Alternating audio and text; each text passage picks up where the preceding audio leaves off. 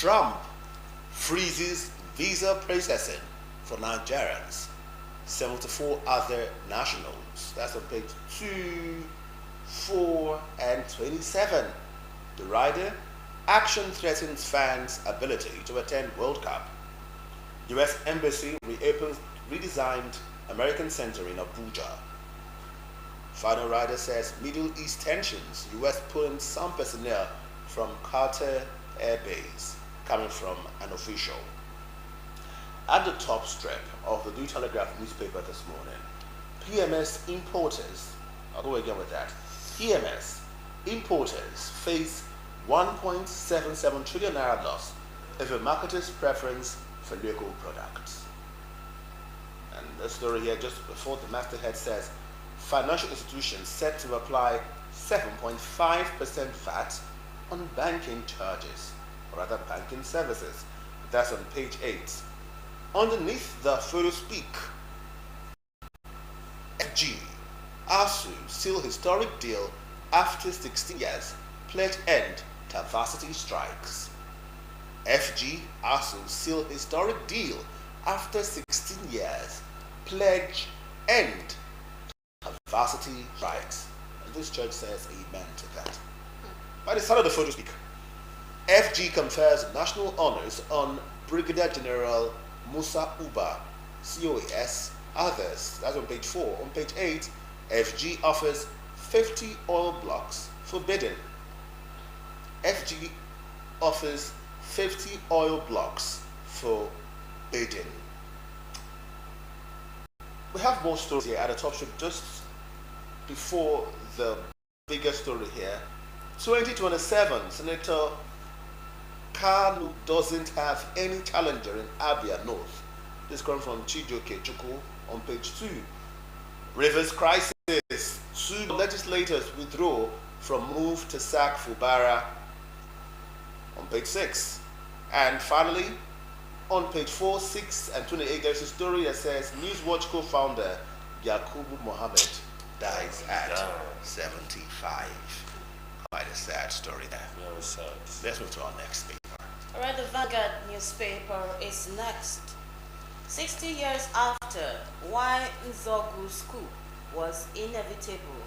This according to Major General Haruna, retired. Details on page 2. The writer says the bloody coup that changed Nigeria forever. They are interacted with by Alabi is personal income from low-income earners. Details on page 20. On page 9, FG ASU signed pact to end strike in varsities. Page 21, impeachment. 2 Rivers lawmakers backtrack call for political solution to crisis. On page 20, we have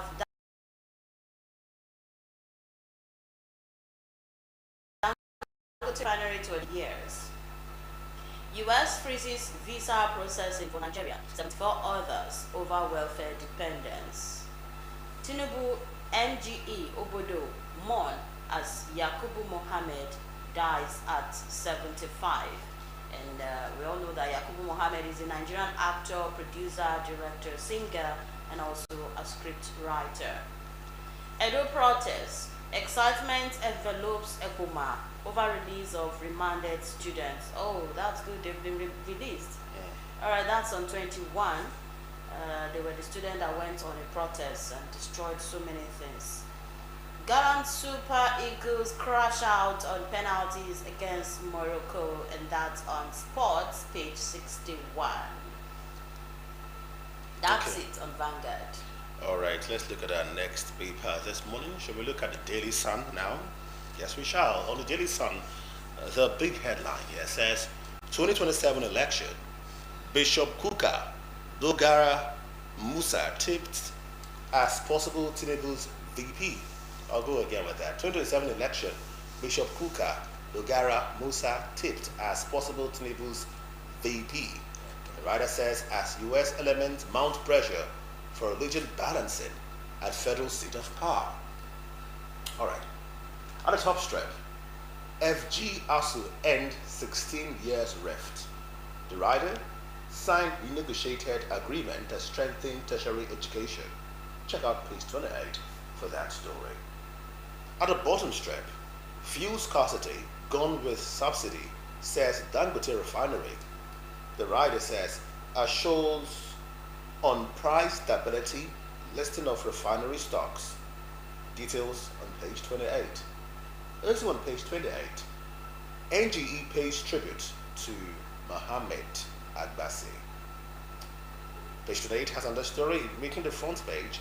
US freezes all visa processing for Nigeria, 74 others. The writer says, okay, I'll just skip the writer. Finally, on the front page of Daily Sun, how I lost my 2 legs, 1 eye in our church attack. Witness tells court. Those are the stories on the front page of the Daily Sun newspaper this morning. The Daily Trust is next. 60 years after Sardauna Balewa Akintola. Right, the story is there. You can just grab the Daily Trust newspaper. Story continues on pages 3, 4, 5, and 6. FG pauses on tax laws guidelines, cities uncertainty. Genocide claim, pushback over FG's 12.8 billion naira US lobby deal. Again, Kwankwaso sets conditions for return to APC. Kanu suspends doctors who left scissors in patient's stomach at this jet age. I don't understand. What were they thinking? New tax laws will help North generate more revenue. Arewa think tank. FG approves 40% pay rise for lecturers, 1.7 million naira extra for professors annually. Alright, we have some heroic moments in Nigeria's Fourth Republic. You can get the details on page 25. That's it on the Daily Trust. Alright, let's look at our next paper this morning. Let's take a look at the Guardian newspaper this morning. The Guardian newspaper has the big headline, Ambassadors, Absence, Desperation, Expose Federal Government's $9 million lobbying in U.S. Ambassadors' absence, desperation, expose Federal Government's $9 million lobbying in U.S. At the top strip, professors to earn extra 1.8 million naira yearly in new FG ASU pact. Dangote assures Nigerians of price stability, listing of refinery stocks. Nigeria's oil production falters as federal government sets terms for bid round licenses.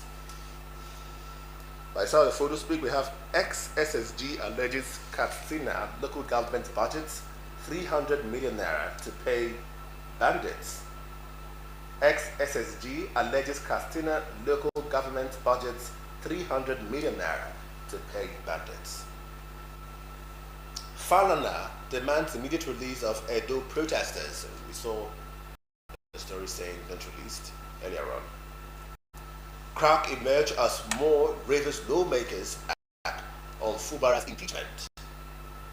At the bottom strip, Tinubu Mark, NPAN columnist mourn Newswatch co-founder Mohammed.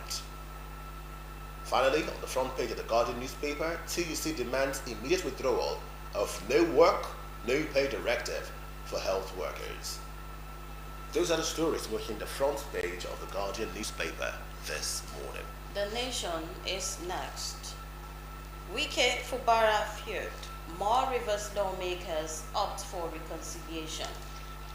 Lecturers get 40% pay rise in new government ASU pact.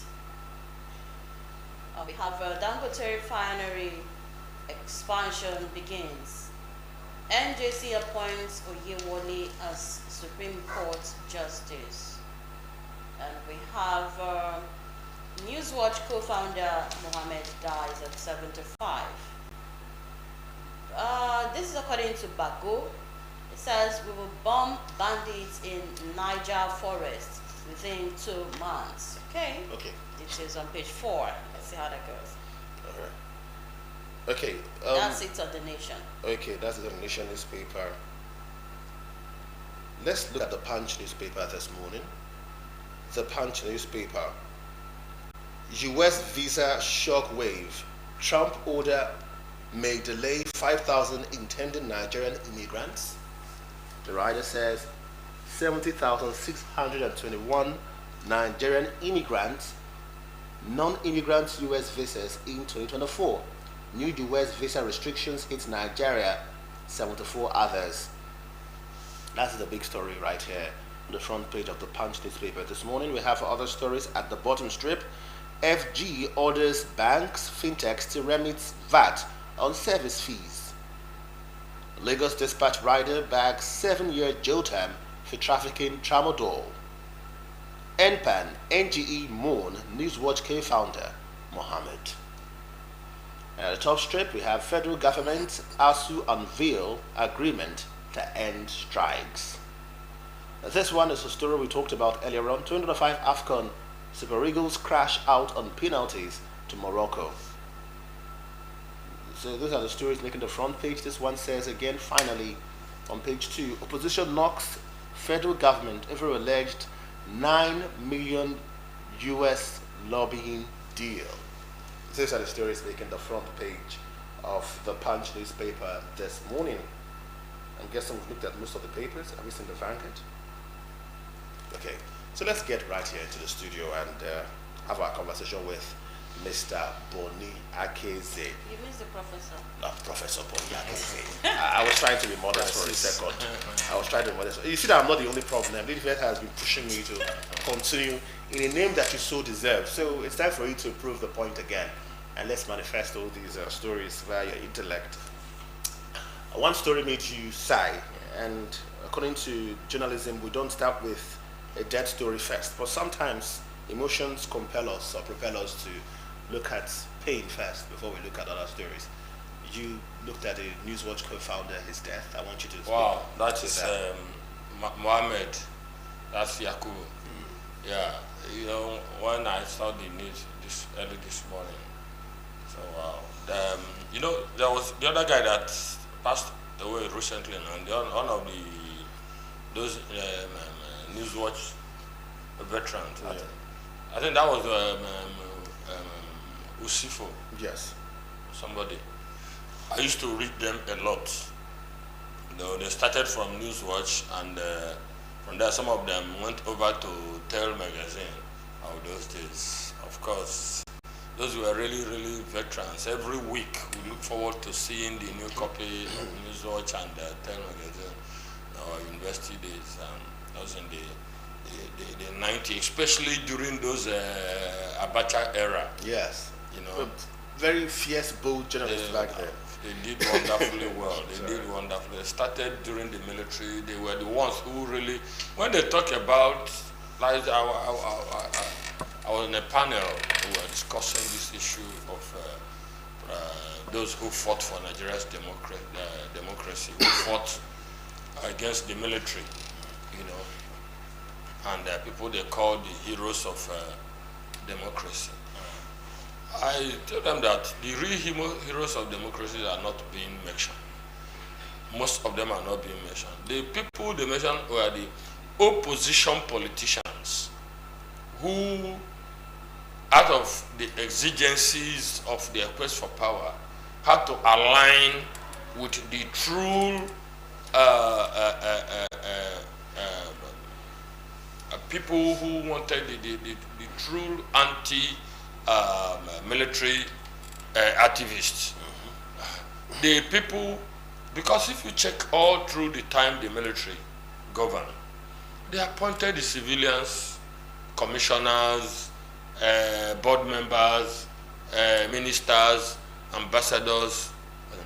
The people who we turned, they were all these people, all these appointees. Most of them were people who were in the government that the military overthrew. You know, so the ones who didn't get favored by the military are the ones were the ones who joined us. We were students that time. I was the National Association of Nigerian Students. They were the ones who joined us. They didn't, and we knew that they didn't join us because we are ideological comrades. They joined us as a strategy and tactics to get back to power. So they were not really the heroes of democracy. They were not really, in the third world, especially in the third world, you are not political participation or party affiliation has nothing got to do with ideological affiliation. It is based on which party will be able to ferry me into government at the next round. That is just it. Beside that, so that is where you see defection and people change parties like people who change clothes and all that. So you cannot call people who are not loyal Democrats. People who are not loyal Democrats, who believe, play the game by the tenets of democracy, rule of law, tolerance, forbearance, and the rest of, you can't call them heroes of democracy. People who just want to catch power, they can't call them heroes of democracy. You can give the journalists who fought, who wrote to speak truth. You can see the journalists, you see them consistently. The military fought them. They were in the hiding. There was a time the Newswatch. If you go to my house, my hometown, you will see my heap of Newswatch and the Time magazine. Then this Bayon, and that was when I knew Bayon and Uga. They publishing a Tempo, highly sensational. So when that time, yes, they were the one publishing Tempo. Then there was this, Chris Anyanwu. There was Chris Anyanwu's a lot of, those were the true heroes of democracy. Those guys and the activists like Ganifa Emi and the rest of them, and the students, our students leaders that time, people like the late Bamidele Toro, people like the late Chimobani. We have a lot of them. All right. We salute the late co-founder of Newswatch. That it's a big. Doesn't just linger, but stands the test of time. And we hope that journalists would live up to that particular pedigree, and that we have our new generation of the politicians, the journalists of that caliber. Yes. Amen. Yes. Not just brown envelope journalists. Amen. Let's move on to other headlines now. Okay. Friend of a thief is a thief. Musa warns Gumi, others sympathizing with terrorists. Now, that's to say, is Musa trying to say Gumi and terror? What's your take on that? Because calling out Gumi. Yeah, if you do study in criminology, you understand what there's what we call what they call aiding and abetting. Yes. So if you aid and abet criminality, you are part of the criminal. What does the law look at? Intent. Is that not a strong allegation? What the law looks at is intent and the act. What is your motivation? The motivation behind your action. And where are there evidence there was an intent to commit? I asked a question, a silent question. Yeah, I think we were discussing similar to me. I said, we began to hear that there are people who it is not their work, it is a trade. They are the ones who go to negotiate with bandits. They are the ones who go to negotiate with kidnappers. And I said, this has taken this thing to a very dangerous dimension. Very, very dangerous dimension. Because it means we have gradually made that type of criminality an industry, a business. that if you say that there are people there are security experts that no matter the type of kidnapping or banditry, they will track the people and get them, we will applaud, because the perpetrators of those heinous crimes, we know that there is no hiding place. Yeah. There are things you need to know about crime and criminality. The criminal doesn't want to be caught. Yes, sir. So that is why he tries to act and cover his track, his or her track. That is why he tries to act undercover. You understand? But intelligence study also informed that in crime and criminality, what the investigator is looking at, the trace, that for every crime committed, there is something left behind. There is a trace left behind. So your proficiency in tracking down criminal is to be able to know in the form and for every crime what are the traces to be looked out for. What are the traces to be looked out for? Once you get that, So, but that was what I was taught in Lombroso, this thing of crime and criminality. But what I now began to see in Nigeria defied those theories and principles. We are looking for trace, and there is now a boat. Somebody said, "This people," it's just like somebody that's an armed robber. Yeah. There's a notorious armed robber that robs homes in the neighborhood. And there is somebody who goes to negotiate. Okay, please, you took this quantity of things. Take this and return this.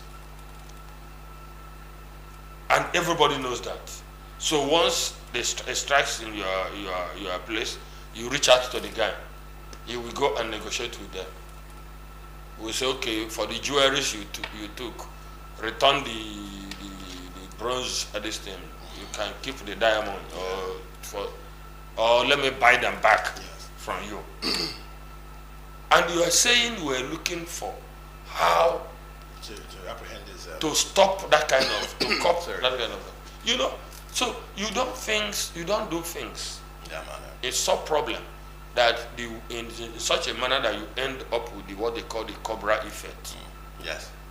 So it is where the payment only just propels more nefarious activities. Where the solution you are proffering now creates a greater problem.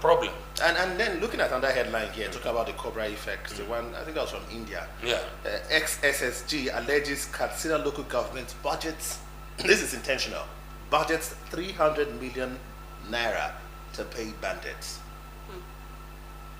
Well, we're not supposed to see the Kano state government. Katsina. Katsina. Yes. Katsina state government has already come out to say their own formula for solving the problem of insecurity in their state is to negotiate. So this negotiation is part of what would they call it? What would I call it now? The modus operandi. It's part of okay if the government has taken it as part of its own solution, its own grown solution. The implication is that the federal government has a policy that there is zero tolerance for ransom payment and negotiation with the bank. In fact, that was in April 2022. So it is contradictory. The position of the state is contradictory. We know that security issues are highly classified issues. How you deal with security are highly classified. And so it's not everything that is done in terms of dealing with security issues that you bring to the public. But for us to see this kind of contradiction, the federal government says a different thing and the state says a different thing on the same subject matter. you know, the whole idea of the country is either we practice federalism or we don't. Because if the Senate in April 2022 does that as part of their prevention against terrorism and the rest, passes that kind of law, and then we are finding it now still done in a state budgeting that kind of money, that kind of allegation should really have propelled investigations, and it's become an act beyond, you know, just in the northern part of the country. We've heard about people who are involved in ransom for kidnapping, even around the southern part of the country. But I'm going to leave that conversation and move to... No, but I want to say something. Yes, quickly. You see, if you say, of course, the ex-commissioner, what he says is an allegation. With the magnitude, with the level of the severity of insecurity, bandits, and all form of violent extremism in the Katsina. Our worry, because it may not be that 300 million is to pay off the bandits. Yes. It may not be. So, what we should be worried that this is the kind of fund that would have been channeled. If like the nature, the way, if you look at the development KPIs in the north, you will see that it is still the situation there is worrisome in terms of public health, in terms of, you know, name it, all the things that got to do with the welfare. Professor, so the money that would have been channeled to those things are now being channeled. Since we're talking about money, let's talk about money even more. On the Guardian newspaper's front page, ambassadors' absence, desperation to expose federal government's $9 million lobbying in the U.S. That's ambassadors' absence, desperation to expose federal government's $9 million lobbying in the U.S. But I checked out just this morning while I was surfing through my phone, I saw something on Sahara Reporters that captured the headline this way. It says Tinubu government pays Republican lobbyists $9 million to appease Trump amid threats to further U.S. strikes in Nigeria. Tinubu's government paid Republican lobbyists $9 million to appease Donald Trump amid threats of further U.S. strikes on Nigeria. That was the way Sahara Reporters captured it. And we've seen some movements here and there, people talking about this. Let's not make any mistakes. $9 million in Naira will be about 13-point-something billion Naira. That's a huge amount of money. We're talking about channeling money into a different area. Yeah. We had another headline here because this conversation struck from Sheikh Gumi, and the conversation about how he seemed to have been one who has been, you know, negotiating and showing empathy for terrorists. But there's another story here that also caught my attention about Donald Trump. It's about the vice president candidacy that we saw earlier on, and some names listed to ensure that, you know, a Christian gets involved. Yes, that's on Daily Sun newspaper. 2007 election, Bishop Kuka Dogara Musa tipped as possible Tinubu's VP. The writer says, as U.S. elements mount pressure for region balancing at federal seat of power. It looks like the U.S. has come to Nigeria to change many narratives, right? Well, I rarely dive into those speculative narratives because I don't have the basis for doing that. But like we talk about the lobbying thing, you see, there is a lot of we have to learn.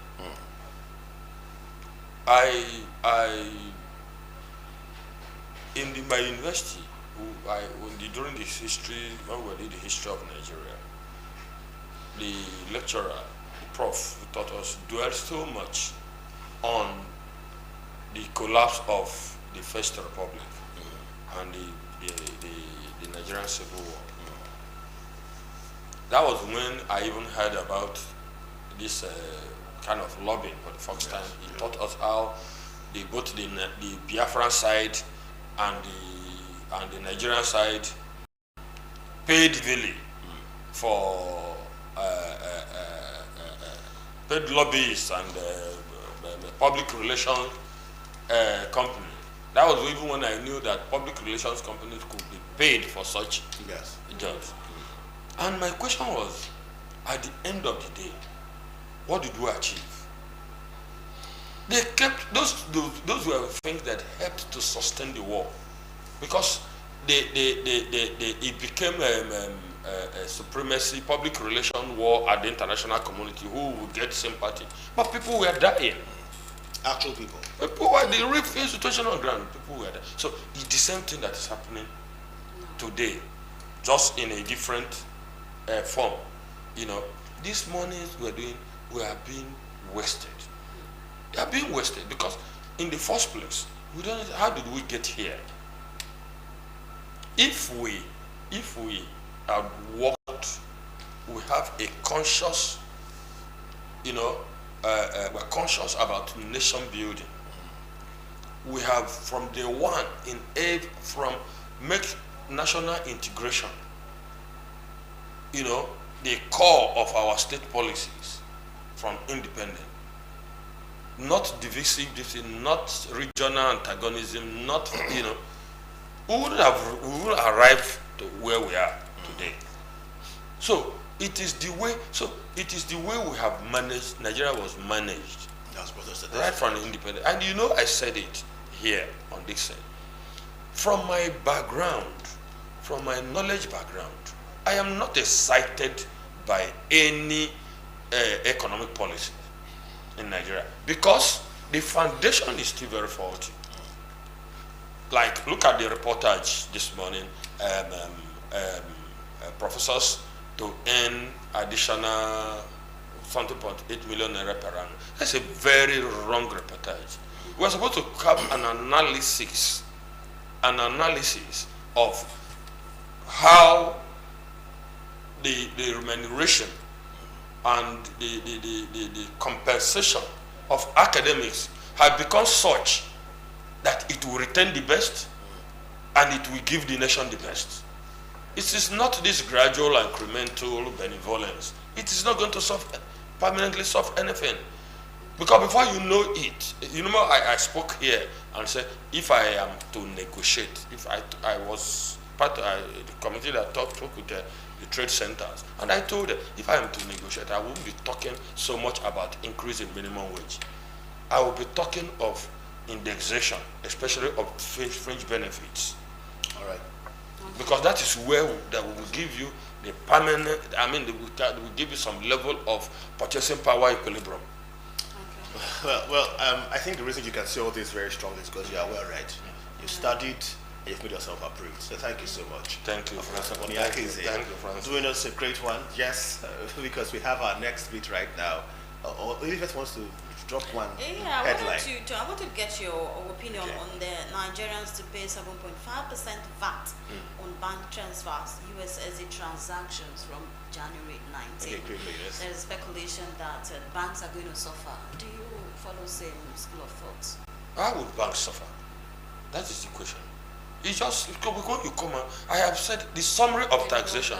The summary of taxation is that the final consumer pays it. In any guise, let's not make any mistake about it. It is in the books of the companies, of the product and service providers. But the actual pocket from where the money leaves is the citizens. That is the summary of. Let nobody tell you any other economics about taxation. Every tax charge, whether personal income tax, consumption tax, company tax, is going to be. They are going to be paid by the citizens, directly or indirectly. All right. Thank you so much. This is why you take your time and study these things, and then you share your 2 cents with us on Morning Right. It's just that there are some form of taxes too that gives incentives to productivity, that encourages investment. So that I say our public policies, our managers, they are not communicating enough. Yes, and that's why we saw. We are not communicating. That's why we enough. saw the tax man, Udile, talking about how he's been getting threats so far. It was on one of the headlines. Because they don't communicate enough. The KPMG drama and the rest of them. It's quite absurd. Thank you so much, Professor Bonnie Akeze, doing us justice on the program this morning. Paper review. We've looked at many papers. There are other headlines we didn't look at. Even the River State headline. Right there, but thank God we didn't go there. so tomorrow, Bonnie Akeze shall be here, and I'm sure maybe you'd have the truth out of these headlines. Now, reading is pivotal. If you don't read, if you're not informed, they say you are deformed. And you cannot make informed statement. In fact, you will live on assumptions, you will live on rumors and all those sort of stories. That's why up next on Morning Ride, we'll be looking at the importance of reading, and we're having that conversation with Anthony Akpokene. Do stay with us.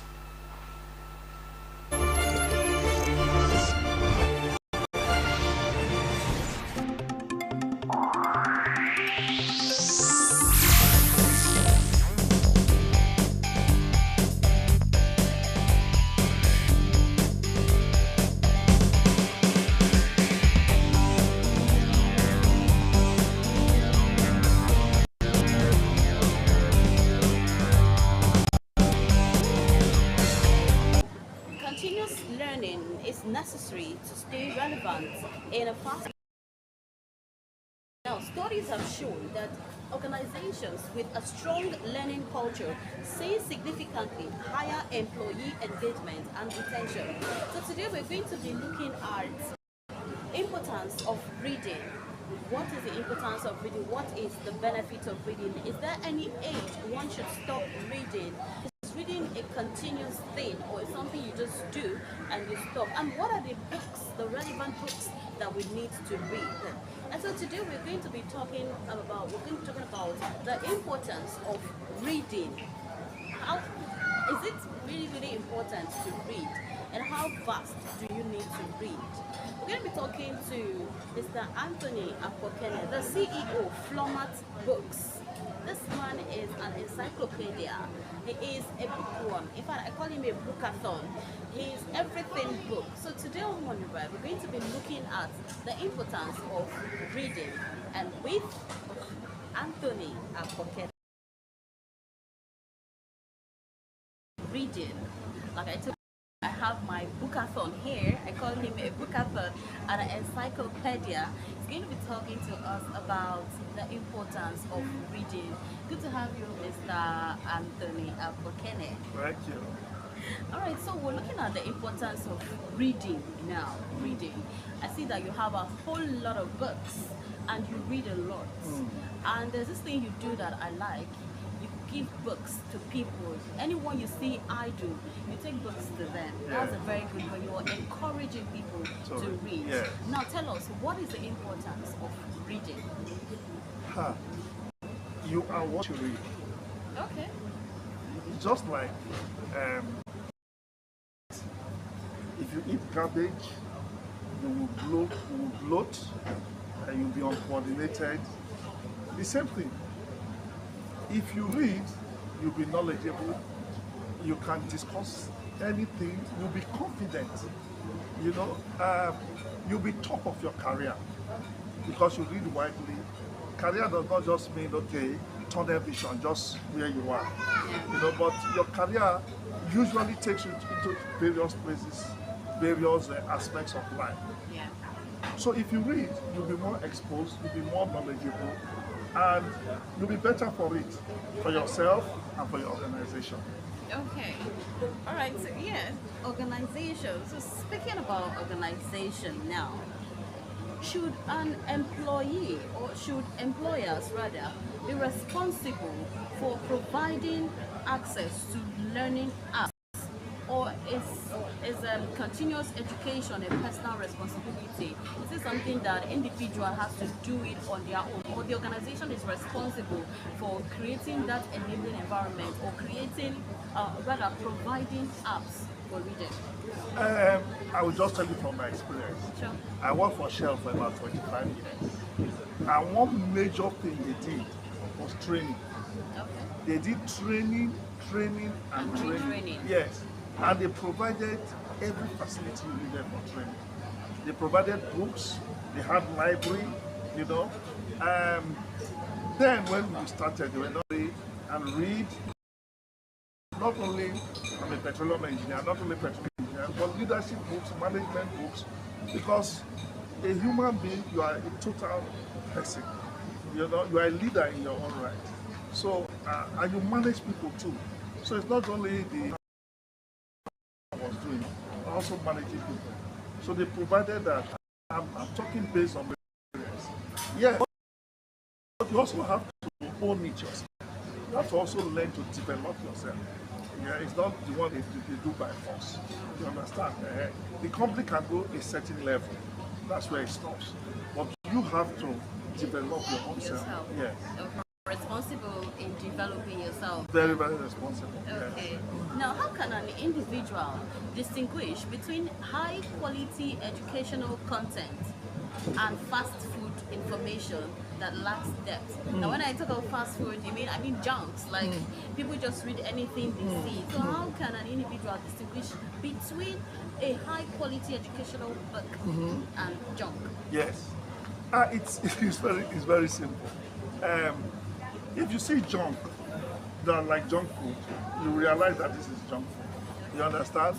Now, a high impact educational material, you will, it seeps into you. Just looking at the back alone, just reading what is there at the back, you will know that I'm going to benefit 1, 2, 3 things from this. Yeah, it's different from just books that just gist, general junk and talking rubbish and all that. So the impact it makes on you at the first glance is what tells you that this is junk, this is not junk, this is going to be impactful. I tell people that you are what you read. I said that before. Yeah. So it's very, very important to select what you read, because the more you read good things, the better you become. So you are more like what you read, because that's what, they say garbage in, garbage out. Yes. So if you put in garbage will come out. All right. Yeah. So explain to us now how reading can help our cognitive health and longevity. How can reading help us? You see, I tell people that the moment you stop to read, you start to die. Oh. Yes, because your brain is so powerful, it can absorb so many things. You can imagine something you did maybe when you were 5 years old. Something triggers you when you are 40. You remember. So the brain stores a lot of information. You understand? Yeah. So the brain is like your muscle. When I was very sick, when I had spinal cord injury, I was staying in the house. For about 5 years, I was not going to become a singer. After about 3 years, my muscles became flabby because of sedentary life. So one of the things when I started getting better was they said I should be carrying weight and walking and just moving with this weight like that.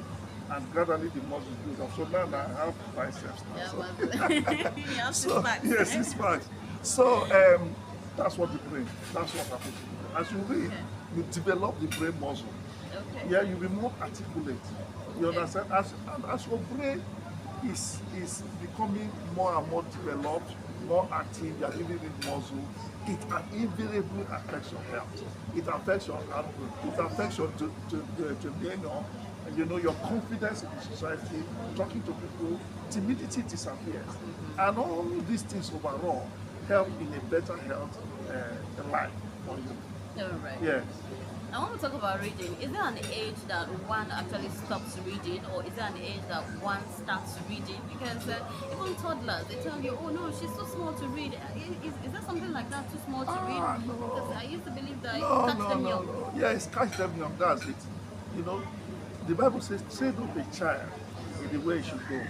When he's old, he will not depart from you. So when you teach them young how to read, when we were small, there used to be all kinds of learning things they used to teach us, how to read ABC, 1, 2, 3, and all that one, and some songs they used to sing. Yes. That was the learning process. Yeah. So start from when you are very young. And by the time they get to secondary school, you've already developed the habit of reading. Here in the book stand, there are some children who just come from wherever they are to come and look for books. I said, look, pick anything. And they pick good books, they go back to their seats, they read. I said, when I see how interested they are, I say, okay, take the book, just take, and enjoy the book. So that shows that they inculcated in them reading early. Yeah. And those people will come talk in their class. Yeah. Those people will become leaders. Those people will come, you will hear their name tomorrow. But the ones who don't read, all they're interested in is buying meat pie from my shop nearby and all that, you know, they will become Olodo in their class. Okay. So, yes. Okay. Yeah. So, before I forget, he's a very good gifter. Like, he gifts books a lot. He loves gifting books. So maybe if you get into one of his good books, he's going to gift you a book. Definitely. Because he has gifted me a whole lot of books. Alright, thank you so much, Tony Apokene. So what's your advice to people out there concerning reading and continuous reading? You cannot stop reading. Reading is like food. The moment you stop eating food, you gradually dry up. Yeah. you go. You understand? You go. So reading is food to the brain. So if you want your brain to be active, to develop, and what I've said is that the more your brain develops, the more active you become, the more knowledgeable you become, the healthier you become. So you should never stop reading. Yeah, at times, if you have stopped reading for a long time, it's a bit difficult to start. But it's something that you have to decide to do. So first of all, take something interesting.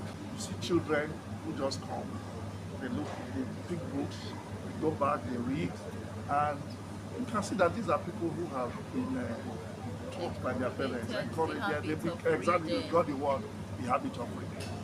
But there are so many others, they are just going about. Even if you give them books, they look won't at you and read. They will tell you so boring. Say no, They I don't prefer want. going to Yes. social media. Exactly. Social media has actually taken the order of the day. People no longer read books. Don't mind them. You go to library these days, you see libraries are empty. But then, you go to libraries, you see people reading. Yeah, yes. And the society was better then, you know. Yeah. So social media is causing a lot of problems. So at times we meet people, they say, no, I don't want to read, I have my phone. I read from my phone. They say, lie, they are chatting, they are doing TikTok and all that. They are not reading nothing. Okay. You know? So, so to encourage people to read, I normally say, okay, take some. There's a book called Laughing Over Serious Issues. Yes. It's a very hilarious book. So I say, okay, I can read it. I say, okay, take this one. Just read it. It will make you laugh, you know. And they read it and they, the book is good. Something's changing. So you start from the simple stuff before you go to the harder one, you know. But stories are also very good. Biographies, people's life story and all that inspires you. It's not hard reading, it's a story that they are telling. You know, even good novels. And then, so you can start with the small stuff and gradually you go to the more difficult stuff and things like that. Yes. So Okay, so growing up, I used to hear that there are some books that are not to be read. yes. Is that true? Anything that That will, it affects your psychology, your mentality, you know? yes. Honestly, for example, pornographic books, for example, it's a no. If a child starts looking at pornographic books when he's young, you are dislocating his life Okay. because what he sees will affect him. Okay, yes. You know, Yeah. I've not done the study, I've not looked at the study yet, but I believe that if you put 100 people together and look at the kind of way they live their life, you know, now, it may be related, especially those who are very wayward, who cannot keep to one girlfriend or one wife, One partner. one partner. Yes. They were influenced by something many Yeah. years before. Okay. You know, how do I know this? When I was young, I had a cousin who was much senior to me. You know, he said, let's go for, I think I was in class 4, class 5, you know. And he took me to a movie. And in that movie, part of that movie was pornography. So, now I'm not ashamed to talk about myself. It affected me for a long time. That image affected me. It was just God that helped me because of my church Christian upbringing and the other counter messages that were coming. But I tell you that I can relate to that. Yes. You know? Yeah. Then there are some books that are occultic. Okay. It makes you to start him and all that, and that you cannot get yourself out of. So those are some of the kind of books I really don't recommend. Yes, say no, don't go there. There are millions and millions of books out there. Why would you go to read, take jump into your system? Influence, Yes, like you said. exactly. Influence. Yes. Yes. Actually, there's a book like that called Influence. Okay. Yes, small book, who sold out. Okay. Remind me less now. Okay. Yes. Okay. Yes. All right. Thank you so much. Thank you. I've actually spoken well. You see why I call him the bookathon. This is a guy. Okay. So I But- told you. You're gonna be gifted. Ogbewolo. Okay. Yes, from Urumi. When he turned 70, Okay.